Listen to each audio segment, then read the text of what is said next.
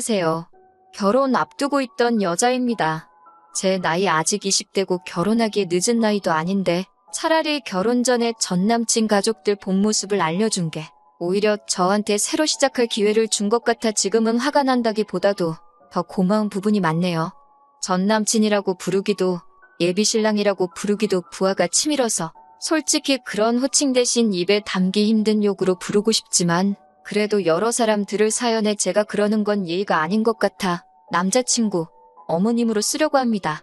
예비신랑이었던 전남친은 저와는 나이 차이가 7살이나 났어요.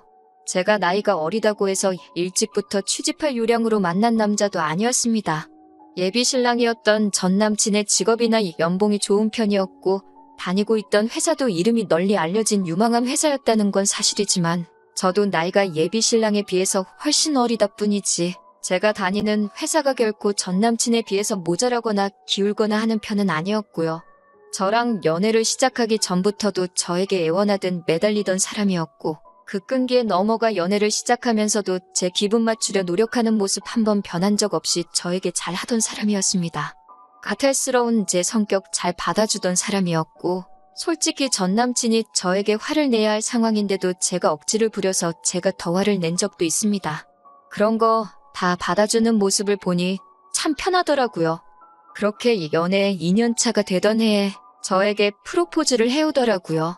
다른 거 안 보고 정말 저에게 맞춰주는 그 성격 하나만 보고 저도 나이차가 꽤나 있는 남자지만 결혼을 결심하게 되었습니다. 원래 전 남친의 부모님은 저희가 연애 초반일 때만 해도 멀리 사셨어요. 그러다 얼마 전에 가까이 서울로 이사를 오게 되었죠. 예비신랑이 집 하는데 돈을 어느 정도 도와준 걸로 알고 있습니다. 사실 결혼 이야기가 오고 가는 와중에 목돈을 부모님 집 마련하는데 사용했다는 게 서운할 수도 있는 일이지만 저는 별로 신경 쓰지 않았어요. 오히려 이해를 해줬지요. 부모님에게 효도하는 돈인데 아까울 게 뭐 있냐는 입장이었거든요. 저도 언젠가 저희 부모님한테 경제적으로 큰 지원을 해주고 싶은 계획이 있기 때문에 한 말이었는데 남자친구는 어느 날 저한테 제가 한 오빠가 번 돈, 오빠 부모한테 쓰는 게 문제되는 게 없다고 했던 그 말이 자기 엄마한테 점수 좀 딴 것 같다고 엄마가 집에 한번 초대할 테니 얼굴 한번 봤으면 한다는 거예요. 그때 사실 조금 어이가 없었죠. 저는 절대로 그게 잘 보이려고 한 말이 아닌데 점수를 땄느니 마느니 하는 것부터 아무리 예비 시어머니 되실 분이라지만 남자친구가 저한테 청혼하고 결혼 이야기 오고 가기 시작한 지도 어느 정도 시간이 되었는데 당연히 언젠가 제가 남자친구 부모님 만나게 되는 건 시간 문제 아닌가요?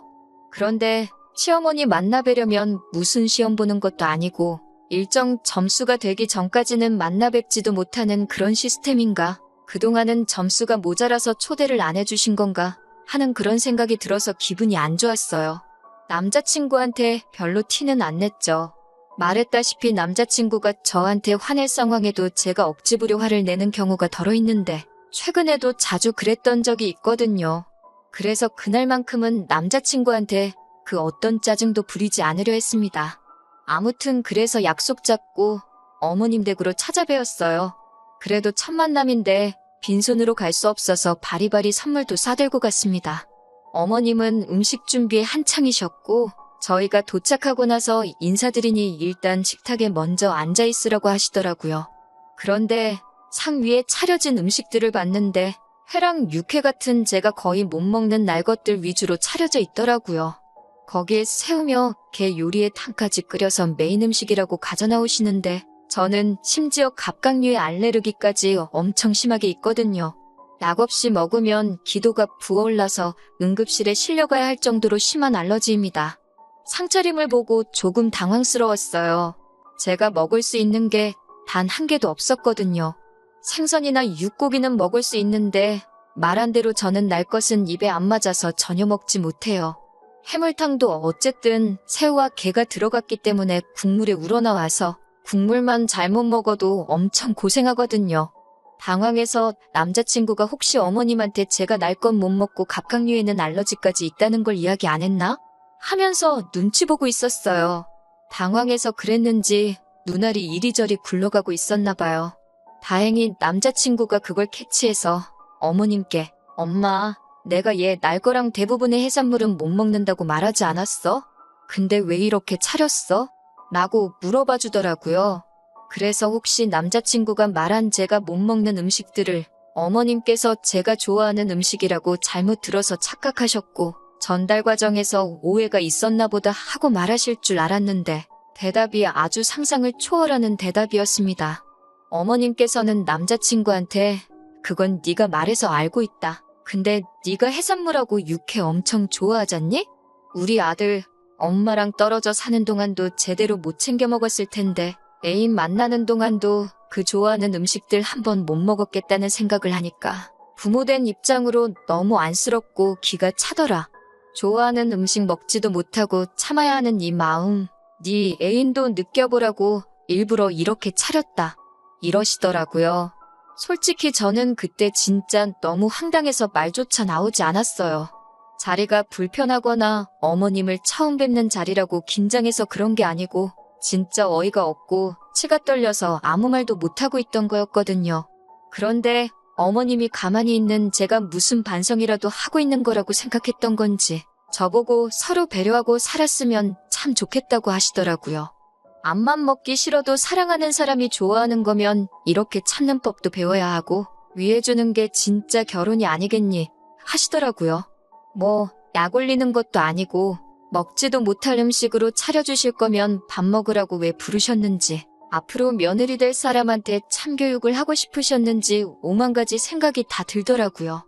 어머님께는 제가 일부러 안 먹은 게 아니다. 알러지가 있어서 그런 거고 심하면 응급실에 실려가야 할 때도 있다. 어머님 아들하고는 둘 다 서로 좋아하는 음식 먹으며 여태껏 다툼 한 번 없이 잘 지내왔는데 솔직히 어머님께서 밥 해주신다고 저를 먼저 초대해 주시곤 이렇게 나오시는 건 저를 존중하지 않는 것 같다고 단도직입적으로 말했어요.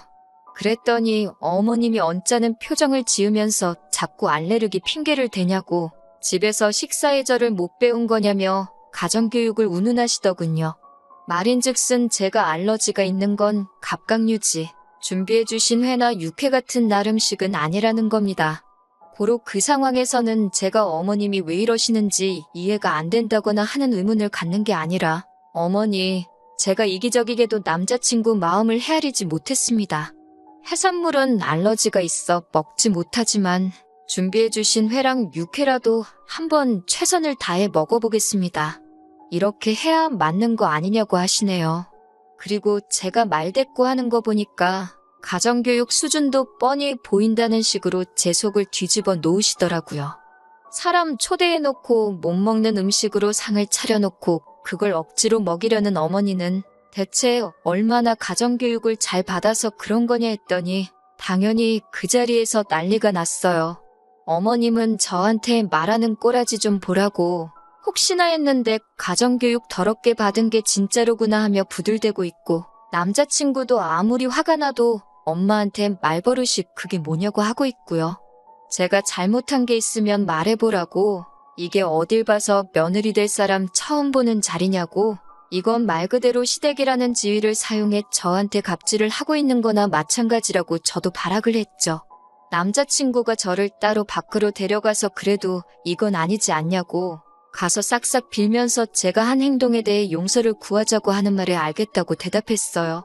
그리고 집으로 다시 돌아가서 어머님 앞에서 남자친구가 성격이 유하고 참 좋아서 가정교육을 잘 받은 줄 알았는데 부모 꼬라지를 보니까 다 가식인 것 같다고 그러니 아무리 어머니 앞이라지만 자기랑 남은 평생을 함께할 배우자가 될 수도 있는 사람이 이렇게 당하고 있는데도 찍소리도 못하고 오히려 용서를 구하느니 어쩌니 말하고 있는 꼴 좀 보라고 저는 사과할 생각도 없고 결혼할 생각도 없다고 그리고 남자친구한테는 앞으로 너 만날 일도 없다고 소리 지르고 나왔습니다.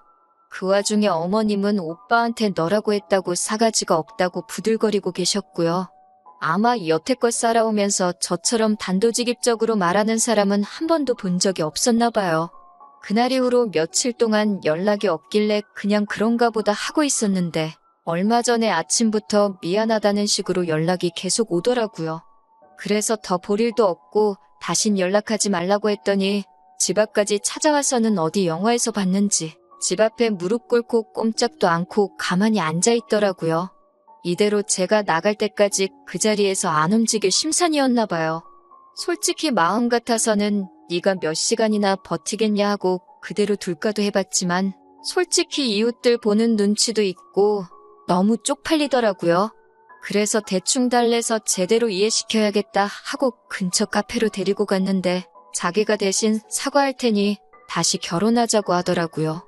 진짜 비굴하다 싶을 정도로 빌길래 솔직히 그때 마음이 흔들려 용서해줄까도 싶었거든요. 말씀드렸다시피 제가 잘못했을 때도 제가 화를 내서 오히려 남자친구가 사과했던 적이 몇 번 있어서 그거 다 까주는 식으로 하려고 했죠. 그래서 약간 화해하는 분위기로 대화가 흘러가고 있는데 남자친구가 제 마음이 다 풀어졌다고 생각했는지 대뜸 날 잡아서 지네 엄마한테 사과하고 화해해서 서로 풀라고 하더라고요. 그 말에도 알겠다고 했어요. 제가 장소를 잡을 테니 거기로 와달라고 했죠.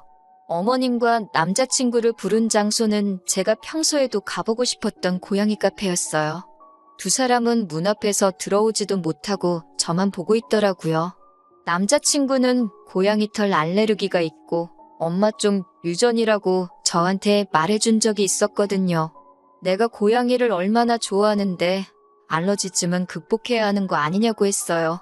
두 사람이 솔선수범을 해줘야 제가 그 좋아하는 해산물, 내 알러지 때문에 못 먹은 거에 대해서 사과하고 그때 말대꾸한 것도 사과드리지 않겠냐고 했죠. 우물쭈물 문 앞에서 끝까지 들어올 엄두를 못 내더라고요. 보다 못한 제가 밖으로 나갔더니 저한테 고양이 털이 붙어 있을 수도 있다고 두 사람 다 제 근처도 못 오고 저 멀찍이 피하더라고요. 그래서 저도 그 자리에서 지금 누가 누굴 나무라고 누구한테 사과를 하라는 거냐고 자기 똥은 불인 줄 모른다는 말이 딱 지금을 두고 하는 말이라고 쏘아붙이고 두 번 다시는 엮이지 말자고 말하고 집으로 돌아왔어요. 솔직히 여태껏 연애해온 시간 생각하면 처음에는 아쉬운 것도 있었지만 한편으로는 이렇게 될 거 뭐 이렇게 길게 끌었었나 후회가 남더라고요. 친구들은 저한테 천만 다행이라고 하는 게 결혼 전에 그런 걸 오히려 고마워해야 한다고 하더라고요. 결혼 후에 그랬으면 빼도 박도 못하고 독박 쓸 뻔했다고요. 똥차가 갔으니 벤츠가 올 차례라고. 그러니까 너무 상심 말고 있으라는 위로가 참 와닿더라고요. 여태껏 전 남친이 벤츠라고 생각한 적은 없지만 그래도 적당히 좋은 차라고 생각했는데 그 차가 지나가고 더 좋은 차가 나타난다고 하면 다음에 만날 사람은 정말 좋은 사람 아니겠나요? 아무튼 이렇게 제 이야기는 이만 마치도록 하겠습니다.